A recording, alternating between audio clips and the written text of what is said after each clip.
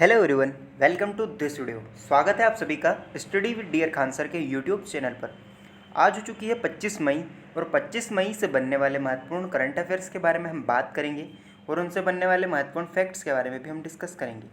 तो चलिए शुरुआत करते हैं आज के पहले प्रश्न के साथ। और ये रहा आपका आज का पहला प्रश्न। निम्नलिखित में से किस व्यक्ति को टाटा केमिकल्स के एमडी और सीईओ के रूप में नियुक्त किया गया है? तो भाई साहब यहाँ पर आपके पास ऑप्शन दिए हुए हैं। ऑप्शन ए है आपका आर मुकुंदन, ऑप्शन बी है हमारे पास राजेश गोपीनाथन, ऑप्शन सी आपके पास टीवी राजेंद्रन और ऑप्शन डी है मार्क लिस्टोसेला। तो इसके लिए हमारा करेक्ट आंसर क्या हो जाएगा? आर मुकुंदन। ठीक हो, अभी इनको हाल ही में एमडी और सीईओ के रूप में नियुक्त किया गया है टाटा केमिकल के लिए। ठीक है, तो भाई साहब टाटा केमिकल के जो निदेशक मंडल है उनके प्रभावी 5 साल के लिए श्री आर मुकुंदन को हाल ही में प्रबंध निदेशक और सीईओ के रूप में नियुक्त किया गया है। अब बात की गई है यहाँ पर टाटा की, तो इसका मुख्यालय मुंबई में है। स्थापना 23 जनवरी 1939 को की गई थी। इसी के साथ हम अगला क्वेश्चन देख लेते हैं। दुबई में जो 23 से 25 मई के बीच कतर आर्थिक मंच का कौन सा संस्करण आयोजित किया जाना है? तो भाई साहब कौन सा संस्करण आयोजित किया जाएगा? यहाँ पर ऑप्शन है पहला, ऑप्शन बी है दूसरा, ऑप्शन सी है तीसरा और ऑप्शन डी है चौथा। तो हमारे लिए इसका करेक्ट आंसर क्या हो जाएगा? हमारे पास ऑप्शन सी थर्ड, यानी कि तीसरा भी कतर आर्थिक मंच द्वारा ये जो है कि कतर इकोनॉमिक फोरम और पावर्ड बाय ब्लूमबर्ग का तीसरा है, जिसमें 25 से यानी कि 23 से 25 मई 2023 तक कतर के अमीर एच शेख तमीम बिन हमद अल थानी के सम्मानित संरक्षण के लिए इसका जो है कि आयोजन किया जाना है। इसी के साथ हम बात कर लेते हैं अगले क्वेश्चन की। निम्नलिखित में से किस राज्य ने विशेष कार्यबल के सुदृढ़ीकरण के लिए धन स्वीकृत किया है? तो भाई साहब किसने किया है? यहाँ पर आपके पास 4 ऑप्शन दिए हुए हैं। आपको ऑप्शन ए हो जाएगा महाराष्ट्र, ऑप्शन बी है उत्तराखंड, ऑप्शन सी है उत्तर प्रदेश और ऑप्शन डी है मध्य प्रदेश। तो आपके लिए इसका करेक्ट आंसर क्या हो जाएगा? हमारा ऑप्शन सी उत्तर प्रदेश। ठीक है, उत्तर प्रदेश में अभी हाल ही में एसटीएफ यानी कि एसटीएफ की बात की जाए यहाँ पर स्पेशल टास्क फोर्स, जो कि उत्तर प्रदेश के मुख्यमंत्री योगी आदित्यनाथ है, उन्होंने एक बैठक में जो स्पेशल टास्क फोर्स है उसको मजबूत करने के प्रयास और आगरा, गोरखपुर, प्रयाग, बरेली और उत्तर प्रदेश की स्पेशल टास्क फोर्स इकाइयों के लिए निर्माण के लिए बड़े बजट को मंजूरी दी है। और इन्होंने Ayodhya special task force unit के लिए एक भर्ती प्रक्रिया भी पूरी की है। स्पेशल टास्क फोर्स की बात की जाए तो यहाँ कानून प्रवर्तन एजेंसी है जो संकट प्रबंधन में विशेषज्ञता रखती है। इसी के साथ 1980 के दशक में तमिलनाडु और कर्नाटक में जो जैसे राज्य में हाथी दांत एवं शिकारी वीरप्पन से निपटने के लिए जो स्पेशल टास्क फोर्स है वो बनाने वाला पहला राज्य है। ठीक है, इसी के साथ अगला क्वेश्चन देख लेते हैं। निम्नलिखित में से किस भुगतान ई सेवा प्रदाता ने 2023 में रुपे क्रेडिट कार्ड आधारित यूपीआई भुगतान लाया है? तो भाई साहब यहाँ पर आपके पास ऑप्शन है गूगल पे, ऑप्शन बी है फ़ोन पे, ऑप्शन सी है पेटीएम और ऑप्शन डी है भारत पे। तो हमारे लिए इसका करेक्ट आंसर क्या हो जाएगा? गूगल पे। गूगल पे ने अभी हाल ही में ई भुगतान सेवा प्रदाता के लिए अभी क्रेडिट कार्ड आधारित यूपीआई भुगतान लाया है। अब भाई साहब गूगल पे ने क्रेडिट कार्ड में यूनिफाइड पेमेंट इंटरफेस जो है यूपीआई से पेमेंट करने के लिए एक फ़ीचर लेकर आया है।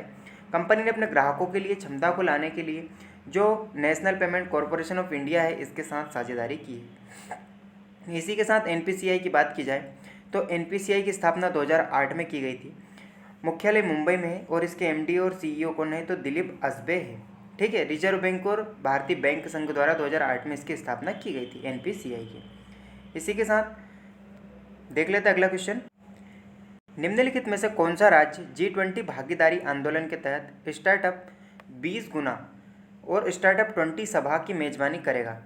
तो भाई साहब कौन सा करेगा? हमारे पास ऑप्शन दिए हुए हैं। ऑप्शन ए है राजस्थान, ऑप्शन बी है महाराष्ट्र, ऑप्शन सी है बिहार और ऑप्शन डी है मध्य प्रदेश। तो हमारे लिए इसका करेक्ट आंसर क्या हो जाएगा?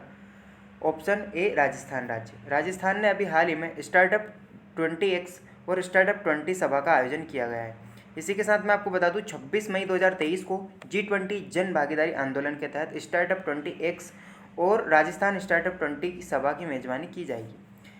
अगला क्वेश्चन है गनेमत शेखो, दर्शना राठौर हाल ही में खबरों में देखे गए थे। ये दोनों निम्नलिखित में से किस खेल से संबंधित है? तो भाई साहब ऑप्शन ए है फुटबॉल, ऑप्शन बी है शूटिंग, ऑप्शन सी है क्रिकेट और ऑप्शन डी है हॉकी। तो हमारे लिए इसका करेक्ट आंसर क्या हो जाएगा? शूटिंग। शूटिंग से ये संबंधित है गनेमत शेखो और दर्शन राठौर।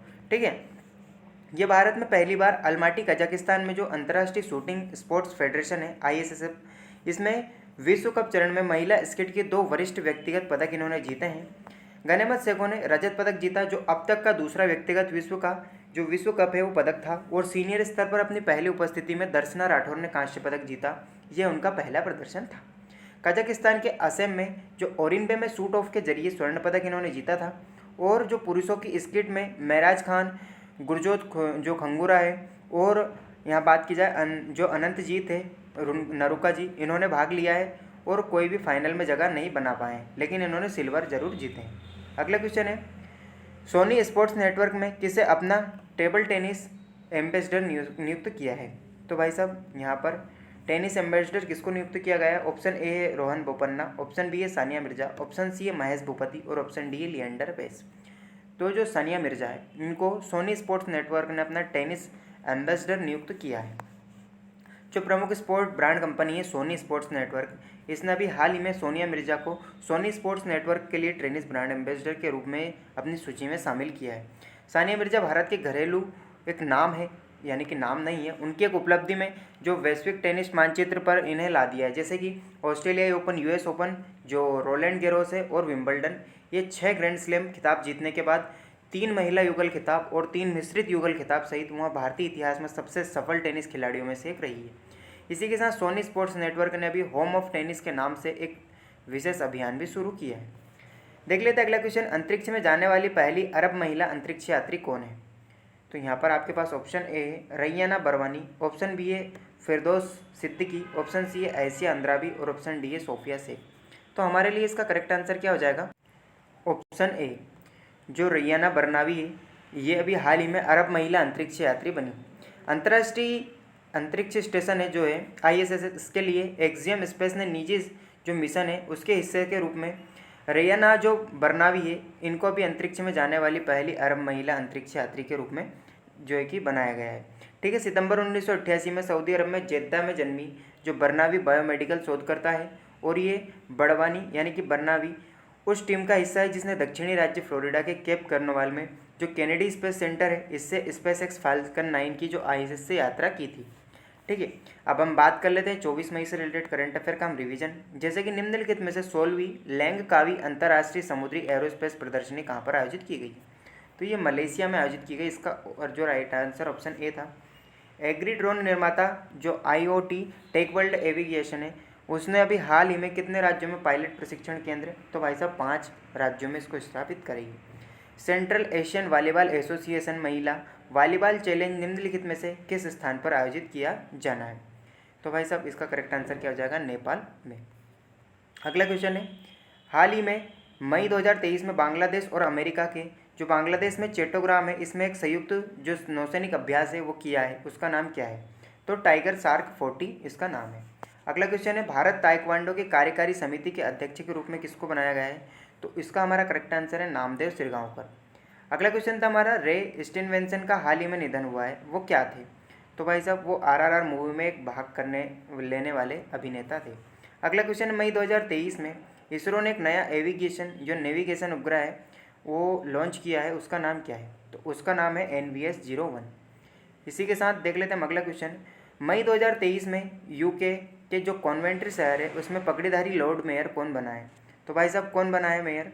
तो इसका आपको राइट आंसर कमेंट में बताना है। ठीक है, यहाँ पर आपके पास 4 ऑप्शन दिए हुए हैं।